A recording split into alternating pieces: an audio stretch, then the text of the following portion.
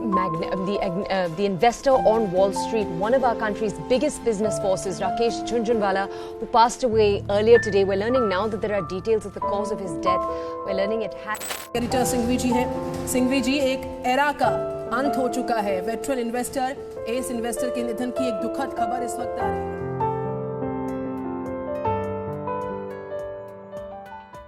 आपने यह बात तो सुनी ही होगी कि 14 अगस्त 2022 को इंडिया के बिग बुल कहे जाने वाले राकेश झुनझुनवाला का निधन हो गया है। वह एक इन्वेस्टर ही नहीं बल्कि लाखों लोगों की इंस्पिरेशन भी थे। अगर आप शेयर बाजार में पैसा बनाना चाहते हो या अपने पोर्टफोलियो को डाइवर्सिफाई करना चाहते हो तो आप इस वीडियो को पूरा देखिए, क्योंकि आज के वीडियो में हम राकेश झुनझुनवाला की पूरी लाइफ से कुछ एनालिसिस करेंगे और उन्होंने कैसे एक 5,000 रुपये से शुरुआत करके 5.8 बिलियन डॉलर यानी कि 46,000 करोड़ की नेटवर्थ तक कैसे पहुंचे और उन्होंने अपने पोर्टफोलियो को कैसे बनाया है और अपने पैसे को कहाँ इन्वेस्ट किया है। अगर अभी तक आपने इस चैनल को सब्सक्राइब नहीं किया तो प्लीज़ सब्सक्राइब कर दीजिए और साथ में नोटिफिकेशन बेल को भी दबा दीजिए, क्योंकि यहाँ रोजाना ऐसी इंटरेस्टिंग वीडियो लेके आता रहता हूँ। तो बिना किसी देरी के आज का वीडियो शुरू करते हैं।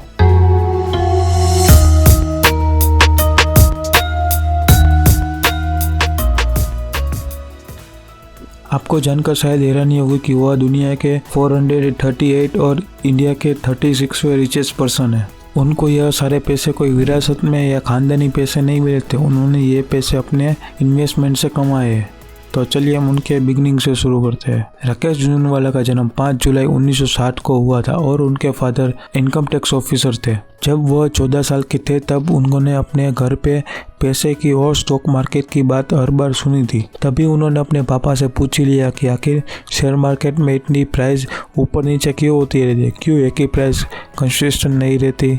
उनके फादर ने कहा कि तुम रोज न्यूज़पेपर को पढ़ो और उसमें जो बिजनेस सेक्शन आता है उसे खास फॉलो करो, और ताकि तुम्हें पता चल जाएगा कि आखिर शेयर मार्केट में इसी प्राइस की ऊपर नीचे क्यों होती रहती है। जो उनके फादर ने कहा था वो ये सब करने लगे और जब तकरीबन वह 25 साल के हुए तब तक उसे फॉलो किया, यानी कि 11 साल तक सिर्फ उन्होंने पेपर एनालिसिस ही किया। तब तक तो उन्हें सब कुछ शेयर मार्केट में समझ में आ गया था, लेकिन जब उन्होंने अपने फादर से कहा कि मुझे इसमें इन्वेस्ट करने के लिए थोड़े पैसे चाहिए तो उन्होंने मना कर दिया। उन्होंने कहा कि सबसे पहले तुम अपनी स्टडी पे ध्यान दो, स्टडी को कंप्लीट करके फिर उसके बाद तुम इस मार्केट में एंटर करो, क्योंकि मार्केट कहीं पे भागा नहीं जा रहा।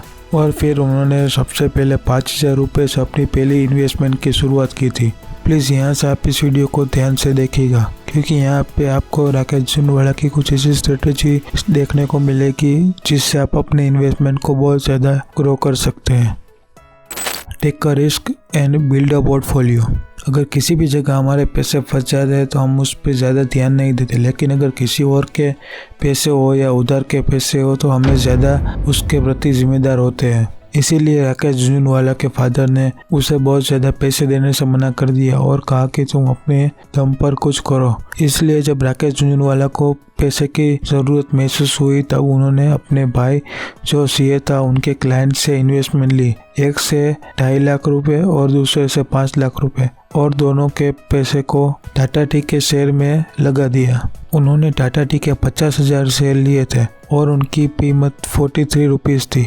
यहाँ पर उन्होंने जो अपने 11 साल का रिसर्च किया था उसका काम यहाँ पे आया और सिर्फ 3 ही महीने में उसका प्राइस 43 से बढ़कर 143 हो गया। 1985 में उनको अपना फर्स्ट प्रॉफिट हुआ और उनके बाद मानो हर साल उनका प्रॉफिट डबल होता गया। और उसके बाद 1986 में सेसागुआ नाम की जो मेटल या स्टील बनाने वाली कंपनी है वो अच्छी तरह से नहीं चल रही थी, क्योंकि उसे मार्केट में सप्लाई या कुछ डिमांड में कुछ इश्यू था। इसलिए राकेश झुनझुनवाला ने पूरा अपना फंडामेंटल रिसर्च किया और उसे पता चला कि आज नहीं तो कल यह मार्केट ऊपर जाने ही वाली है। उन्होंने अपनी वेल्थ का अच्छा खासा अमाउंट इसमें इन्वेस्ट कर दिया और थोड़े ही दिनों बाद उन्होंने अपना जो रिसर्च किया था वो सही साबित हुआ और उन्होंने इस डील में से तकरीबन 50 से 60% का रिटर्न मिला। Always trust in self and analysis for company. 1989 में जो इंडियन बजट अनाउंस होने वाला था तब पूरे मार्केट में अफवाह फैली हुई थी कि इस साल का बजट पूरा बिजनेस ओरिएंटेड नहीं होगा, यह पूरा पब्लिक सेक्टर में ही बजट होने वाला है। यह सुनकर अब सारे लोग मार्केट से पैसा उठाने लगे थे, लेकिन राकेश झुनझुनवाला ने ऐसा नहीं किया। पहले उन्होंने समझा कि आखिर यह क्या पॉसिबिलिटी है और आगे के टाइम में क्या होने वाला है।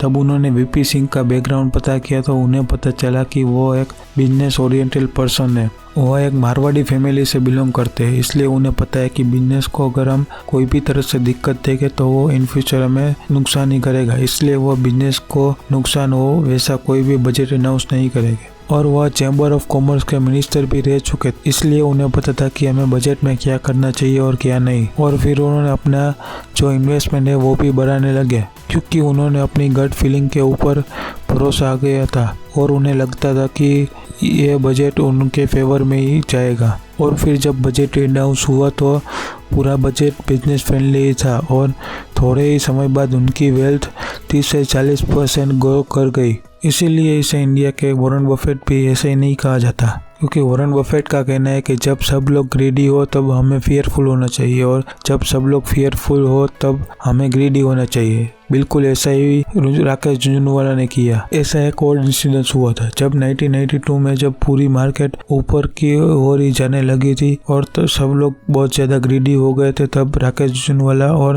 राधाकृष्ण दामानी ने सोचा कि इतनी मार्केट ऊपर क्यों जा रही है, क्या ये एक स्कैम है। और तब उन्हें लगा कि अब यहाँ से थोड़ा संभल जाना चाहिए और फिर उन्होंने शॉर्ट सेलिंग चालू कर दी। उसमें से भी उन्होंने बहुत अच्छी खासे में पैसे कमाए।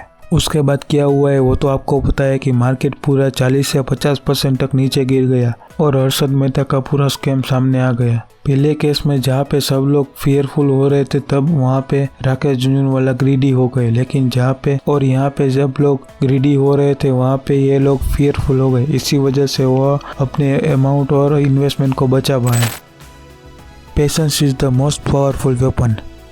अगर चाहे शेयर मार्केट हो या चाहे कोई भी बिजनेस, अगर हमें किसी भी चीज़ में सक्सेस चाहिए तो हमें थोड़ा पेशेंस रखना पड़ेगा, क्योंकि हर चीज़ टाइम लेती है और उसके बाद ही वो अपना इफेक्ट दिखाती है। ऐसा ही 2002 में राकेश झुंझुनवाला के साथ हुआ कि जब वह टाइटन कंपनी के प्राइस 3 रुपये थी तब उन्होंने इसके 6 करोड़ शेयर ले लिए थे, यानी कि तकरीबन 3 रुपये के हिसाब से 18 करोड़ का इन्वेस्टमेंट उन्होंने इसमें कर दिया था।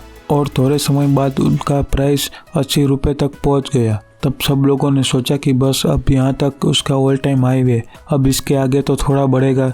और सब लोग एक ही साथ में शेयर बेचने लगे और मार्केट में इतनी शेयर की सप्लाई ज़्यादा होने की वजह से शेयर का दाम गिर गया और सीधा 30 पर आ गया। और अगर आप या मैं इस जगह पे होते तो हमने सोचा होगा कि 80 से 30 रुपये तक तो आ गया, अब शायद ये इससे ज़्यादा गिरे, उससे पहले हम अपने शेयर बेच दें।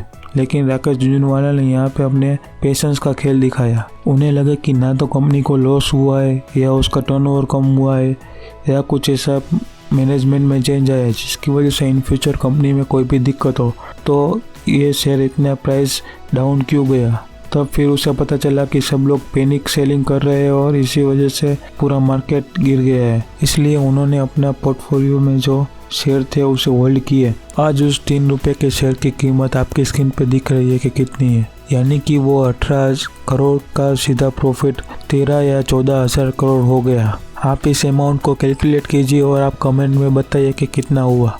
इसीलिए पेशेंस बहुत ज़्यादा ज़रूरी चीज़ है। अगर हम राकेश झुंझुनवाला के पोर्टफोलियो के बारे में बात करें तो सबसे ज़्यादा उसका इन्वेस्टमेंट रियल एस्टेट में है जो 13% के आसपास है, और उसके बाद फार्मा में 6%, कंस्ट्रक्शन में 6%, बैंक में 6%, फाइनेंस में 6% और बाकी हर सेक्टर में हम बोल सकते हैं 3 या 4% की उन्होंने डाइवर्सिफाई करके रखा है। इस आर्टिकल का लिंक मैं डिस्क्रिप्शन में दे दूंगा, आप वहां से जाके पूरा इसे एक्सप्लोर कीजिए, क्योंकि मैं यहाँ पे अगर सब कुछ दिखाने बैठ गए तो ये वीडियो 10 मिनट तक तो हो गया है, इससे ज़्यादा भी लंबा हो जाएगा। अगर आपने इस वीडियो को यहाँ तक देख लिया है तो आपको कॉन्ग्रेचुलेसन कि आप यहाँ तक पहुँच गए, यानी कि आप में पेशेंस है और आप में आगे जाने की भूख भी है। आज मैं आपको राकेश झुंझुनवाला के कुछ ऐसे सीक्रेट बताना चाहता हूँ कि मैं कई सारे इंटरव्यू देखने के बाद मैंने उसे फाइंड किए है। पहले की गलती करने से मत डरो। शायद आपको लगता होगा कि राकेश झुंझुनवाला का हर इन्वेस्टमेंट सफल हो गया होगा,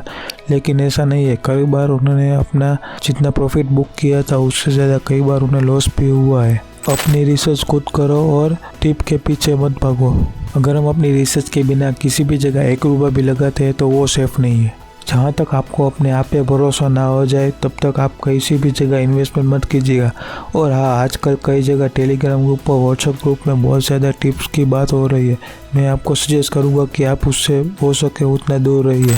तीसरा, मार्केट सुप्रीम है, यानी कि मार्केट अगर किसी भी टाइम गिर रहा हो या तो उसे टाइम करने की कोशिश बिल्कुल मत कीजिएगा, क्योंकि एक गिरता हुआ मार्केट एक छुरे की तरह होता है, यानी कि नाइफ की तरह, कि जिसके सामने जो कुछ भी है उसे वो चीर देता है। मार्केट कभी भी सही या गलत नहीं होता, आपका डिसीजन सही या गलत होता है, इस बात को खास याद रखिएगा। तो यह था राकेश झुनझुनवाला की स्टोरी पर से पूरा निचोड़। मैं हो सके उतना इसे शॉर्ट में रखा, लेकिन क्या करूँ, ये वीडियो थोड़ा लंबा हो गया। अगर आपको वीडियो अच्छा लगा हो तो इस वीडियो को लाइक करके कमेंट करके हमें बताइए कि आपको वीडियो कैसा लगा, और साथ ही साथ हमें आगे किस टॉपिक पे वीडियो बनाए वो भी हमें कमेंट करके ज़रूर सजेस्ट कीजिएगा। Thanks for watching.